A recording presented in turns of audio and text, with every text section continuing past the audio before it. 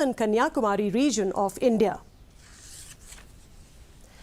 The Meghalaya Grassroots music project launched its second season yesterday by Chief Minister Conrad Sangma along with Tourism Minister Paul Lingdaw in Khandailat, Shillong.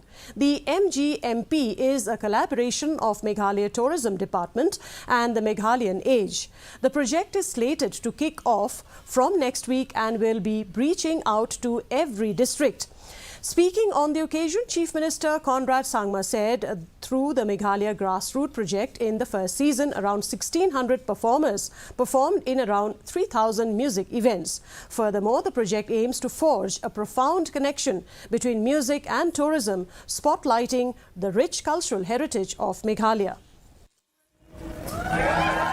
The season 2 that we are having of the Grassroots program is meant to again give another opportunity. This whole idea is to really showcase the talent that we have.